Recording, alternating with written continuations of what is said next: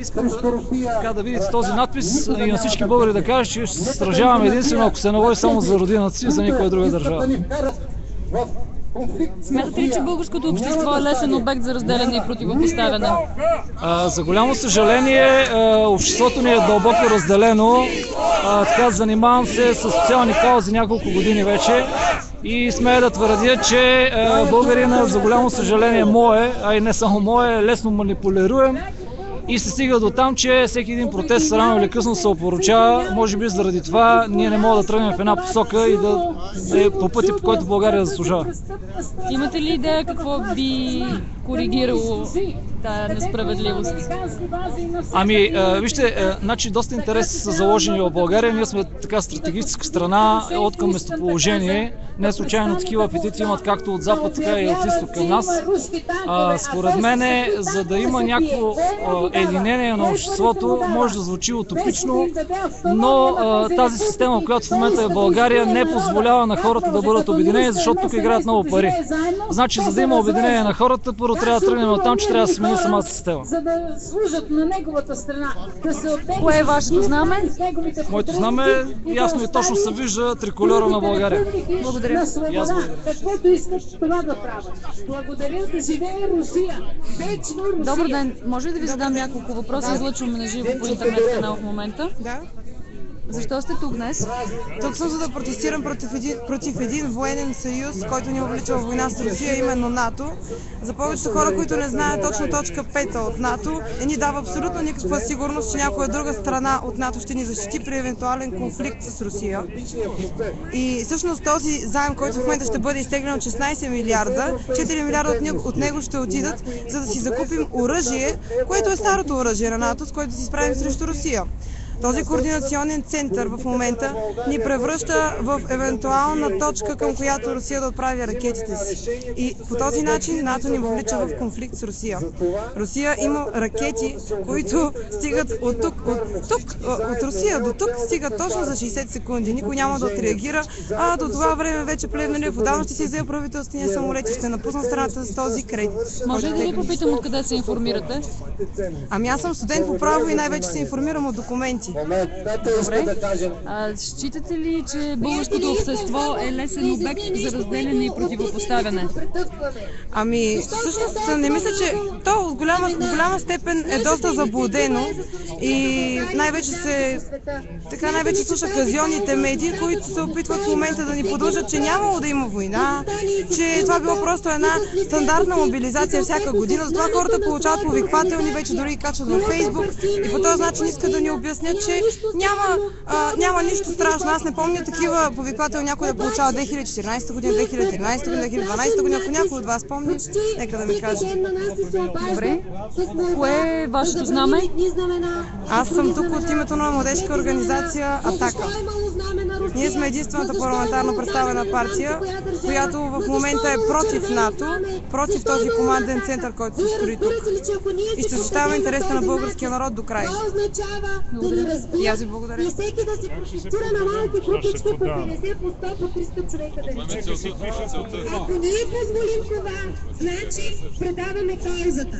Значи какво се получава?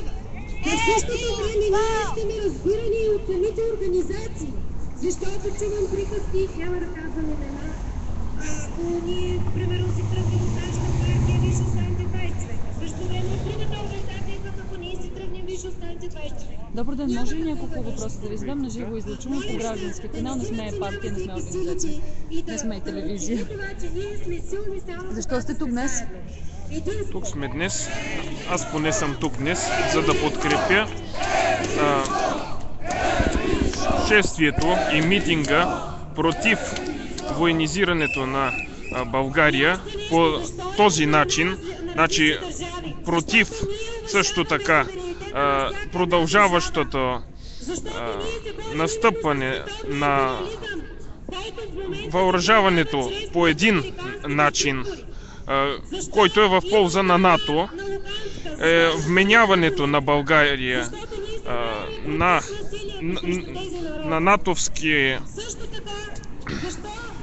на натовска позиция, на пронатовска позиция, която е според мен, според скромното ми мнение, не е естествена за нас. И съм дошъл тук заедно с приятелите си, но преди всичко да изразя собствената си позиция гражданска. Добре. Вие българин ли сте? Да, българин съм. Добре. Считате ли, че българското общество е лесен обект за разделяне и противопоставяне? Практиката до някъде го показва. Уви, до голяма степен елементарните тактики, които се прилагат с тази цел, минават, постигат целта си. Но ние се надяваме, че с постепенно, благодарение на вече съществуващите нови информационни технологии, това може да се промени. Добре. По един определен начин. Считате ли, че България трябва да участва в евентуален военен конфликт между НАТО и Русия?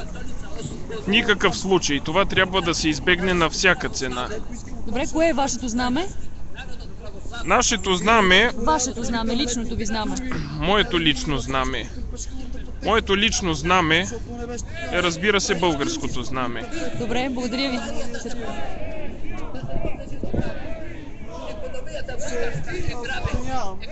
Народът е силен, без най-ниска бедност в света, в Европа. Балканска земя, богата с 3 мория.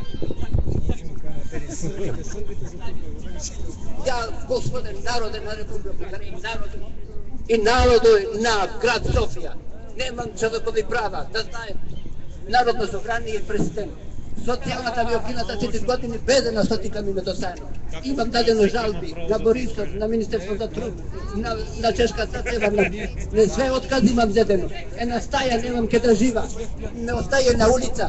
Сум артист, свирам на музика и пеям. Има дадено молби, жалби.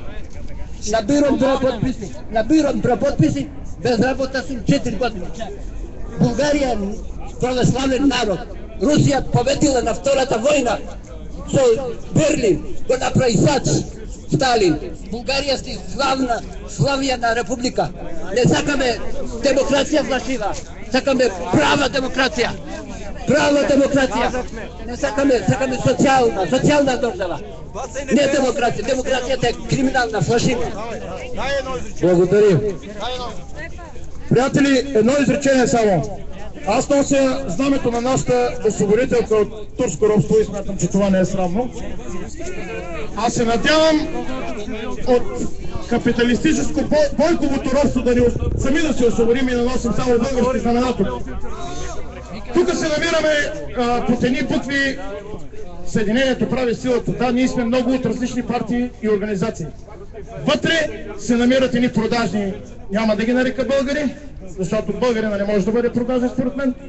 И за това трябва всички да им кажем, още преди да са гласували проклетия заем, оставка! Оставка! Оставка! Оставка! Оставка! Оставка! Оставка! Оставка! Оставка! Оставка!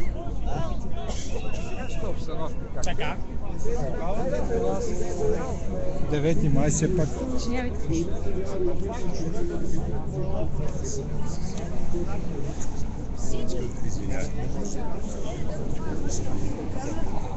Путин.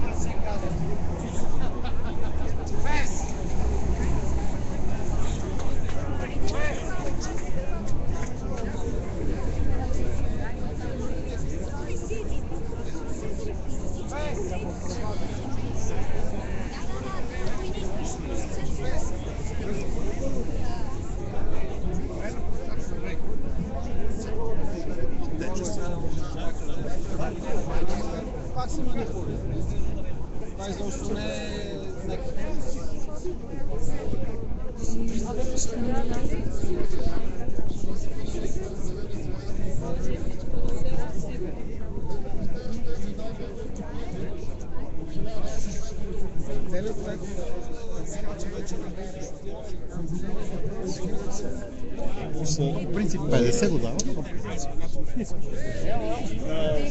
Добър ден, може да ви задам няколко въпроса? Наживо излъчваме в момента по граждански интернет канал, не сме от партия, не сме от организация. Защо сте днес тук? Протест против натовските бази, против нещата, които НАТО прави и упражнява натиск против Русия. Добре, вие бихте ли се сражавали в Украйна? За българската кауза, да. Считате ли, че България трябва да вземе участие в евентуален военен конфликт между НАТО и Русия? На страната на опълчението, да. И тъй като никога не съм знаел, скоро разбрах от медиите, че сепаратист това е опълченец и опълченец това е сепаратист. Горките сепаратисти на шипка. Хора, които защитават собствената си земя. Добре. Кое е вашето знаме? На Че Гевара.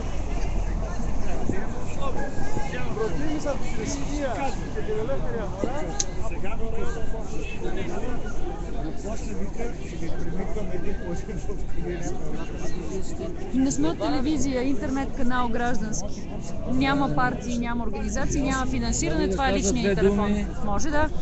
Накратко ще ви помоля. Да, като Русия няма втора на света тъй могъща. Американските империалисти да забравят, че Русия може да бъде победена, дали с оръжие или икономически да я задушат.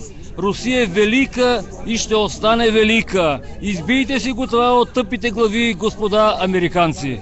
Вие правите ли разлика между русофил и подкрепящ Путин?